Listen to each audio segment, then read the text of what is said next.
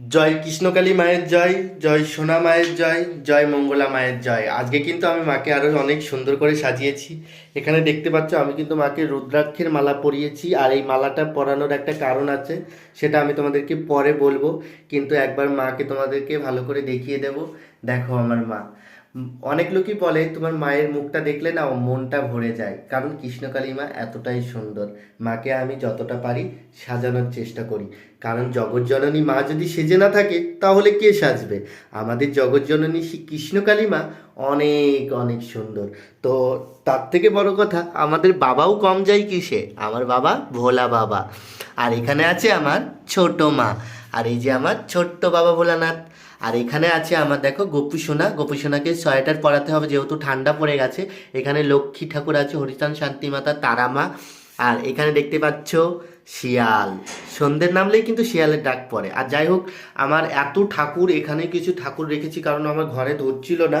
আর কৃষ্ণকালী মাটা, মানে আগের কৃষ্ণকালী মা একটু ছোট ছিল, আর এই মাটা যেহেতু অনেকটাই বড় আর অনেকটাই জায়গা জুড়ে আছে, যে কারণে কিন্তু অন্য ঠাকুরগুলো আমি রাখতে পারিনি। কারণ এই পাশে আমার রাধাকৃষ্ণ ছিল, গৌরনিতাই ছিল, মনসা ঠাকুর ছিল, সেগুলো সব আমি এইবার বিসর্জন দিয়ে দিয়েছি। আর ছোট্ট ছোট্ট ঠাকুর এনেছি। আর আমার কৃষ্ণকালী মায়ের কাছে প্রার্থনা করি, কৃষ্ণকালী মা তোমার ভিডিওটা যারা দেখছে সবাইকে ভালো রেখো, সবার পরিবারকে ভালো রেখো, তুমি সুস্থ থেকো, তুমি সুস্থ থেকে সারা পৃথিবীকে ভালো রেখো মা। তোমার দয়ায় অনেক মানুষের উপকার হয়, সেই সব মানুষদের পাশে থেকো মা।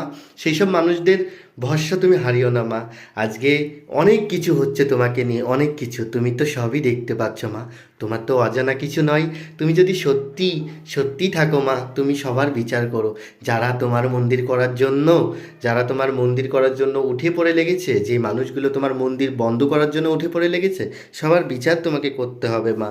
আর তার থেকে বড় কথা, আজকে কিন্তু আমি তেমন কিছু সেবা দিতে পারিনি। আজকে আমি কিন্তু আমার এক ভক্ত আর কি প্রসাদ দিয়ে গেছিলো, সেই প্রসাদই কিন্তু আমি দিয়েছি। আর আজকের যেহেতু রবিবার, কালকে সোমবার আমার মহাদেবের কিন্তু পুজো। কালকে সোমবারে আরও অনেক ভালো করে আমি পুজো দেব।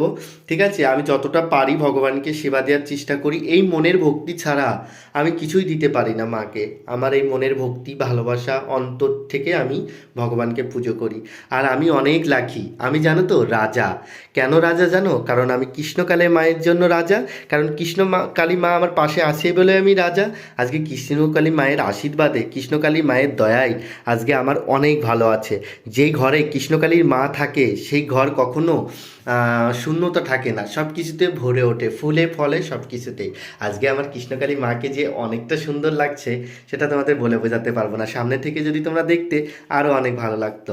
তো যাই হোক, আমি কিন্তু আমার ভিডিওটা তেমনভাবে করতে পারছি না, এতটাই ব্যস্তর মধ্যে। যেহেতু আমার দুটো চ্যানেল, একটা রঘু কি দুনিয়া আর একটা রঘুয়েস ফ্যামিলি, তো দুটো চ্যানেল আমি নিজে একা একা করে উঠতে পারছি না। কারণ ওই চ্যানেলের ভিডিও আবার এই চ্যানেলের ভিডিও, মানে কি বলবো, একটা ভিডিও করতে অনেকটাই টাইম লেগে যায়। তারপরে কিন্তু আবার নিজের কাজ আছে, পড়াশুনো আছে, সব কিছু।